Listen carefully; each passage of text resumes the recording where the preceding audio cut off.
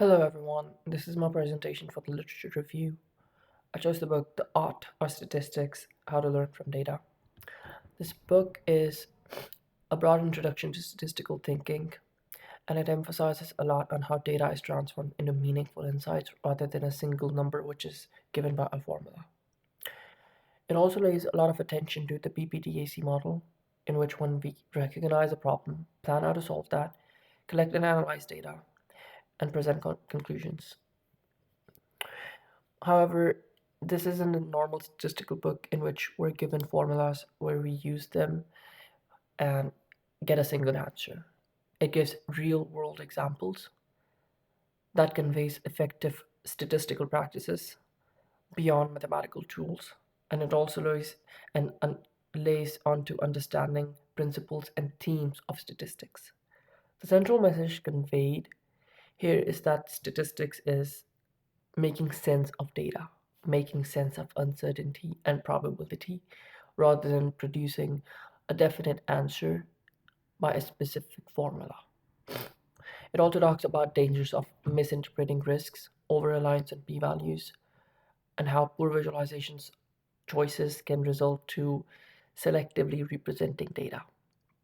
By the end of the book, it was demonstrated that statistics is not just a set of computational tools or programming languages or mathematical formulas, but it's rather a way of thinking that helps you make better decisions in everyday life, in every discipline of life.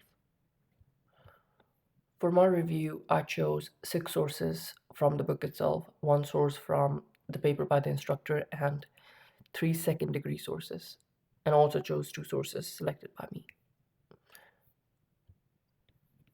The first source from the book itself is about funnel plot of UK bowel cancer data. It's a blog post in which funnel plot is constructed and presented to visualize the performance of various NHS trusts in United Kingdom.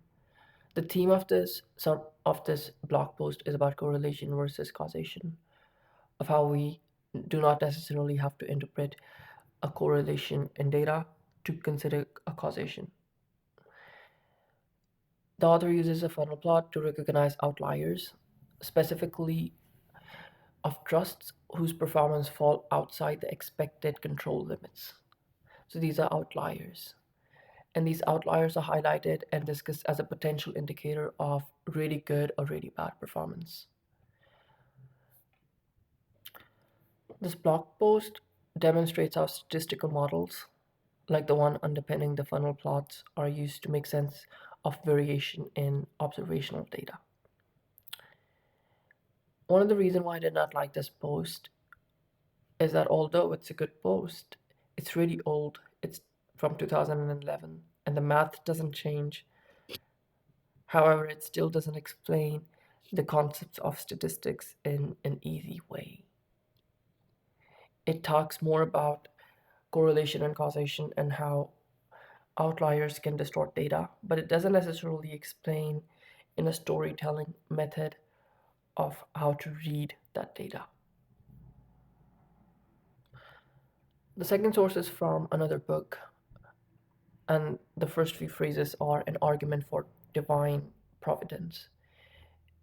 It's from the 18th century, and it talks about the birth rates of the male child and the high mortality rate of them, and how, despite having a higher mortality rate in boy child birth, the ratio that is reached at the end of the life of a generation is still almost equivalent to 1 to 1. And the chances of that happening is very low on its own. So the author claims that there must be a divine interjection to ensure that. The reason why I included this is because it is one of the first instances of p value and using probabilistic arguments, which are beyond just looking at data. This paper is also one of the foundations to the statistical thinking and learnings that we do today. Although this is a good source and mathematics again doesn't change, I still do not recommend this source. One of the reasons is that it's a little old. It's from 17th 1700s. It's from the 18th century, and the scientific method has evolved beyond that period. Although the use of p-values and other statistical inferences is a really good one and it laid foundations to it, I still believe it's abusing the scientific method of having a conclusion already in your mind and using the data to prove it. So this isn't the best use of the PPDAC model, which has been emphasized by the author of the book itself. The third source from the book itself is a YouTube video, which is titled Wisdom of the Crowds Competition, and it's from the channel Singing Banana. What the video talks about is a competition which was held to guess the number of jelly beans in a jar. The video then goes on to discuss how different averages were considered: the mode, the arithmetic mean, the median, and also the geometrical mean. An important theme discussed in the video itself is how, when crowds are asked to average a data or infer something from the visualizations of the data, how close they are to reality. The actual number of jelly beans was 1616, which was 4% of the geometric mean. The video is also a really good introduction to the geometric mean and how crowds can get close to reality if there are more number of data points to collect. And I really like this data. And I like this video and I really recommend this source. It's it takes a potentially complex topic like statistics and it uses a lot of real world examples to explain geometric mean and how each mean or average quantity can differ from each other and how close they are to reality. The fourth first-hand source from the book is about bootstrapping students' understanding of statistical inferences. It's set in New Zealand and it talks about a study which was done in year 13 or seniors in high school and also at introductory university level. The general theme about this research paper is how visualizations can be better at explaining concepts of statistics and inferring data rather than just using formulas itself.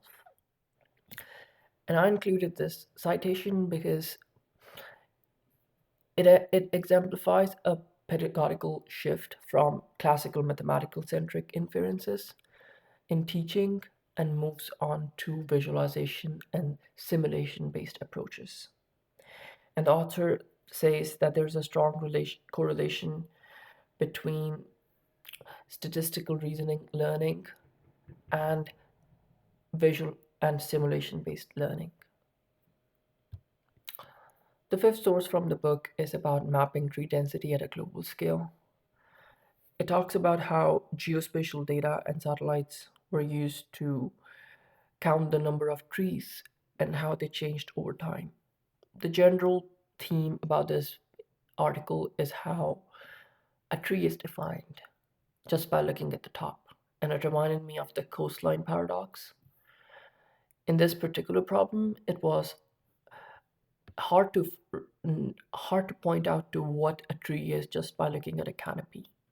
The reason why I included this is because it talks about statistical definitions and measurement choices and how they can influence the final outcome. If you're going to decide, if you're going to choose different units, the answer might be very different. If you're going to choose a bush to be a tree, your data can look very different and you can infer very different conclusions from that data. So we have to set specific definitions to understand what we are talking about, and changing what we quantify as a tree in this case can widely change the conclusions of the inferences that we're going to make.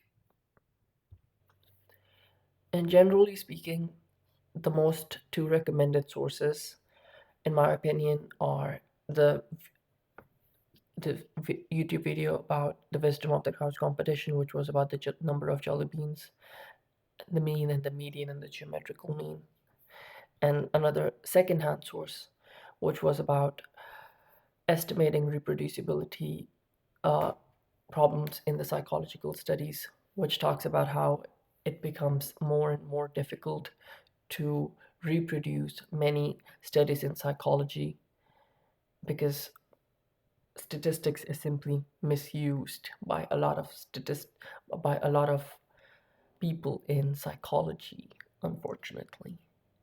The two sources that I generally do not recommend are an argument for divine providence, is because it's abusing the scientific method and it's extremely outdated, and also about the funnel plot of UK bowel cancer data, because it too puts more emphasis on mathematical formulas and just learning from that. And the blog post itself doesn't necessarily explain the reasoning as clearly and as beautifully as the author of the book itself does.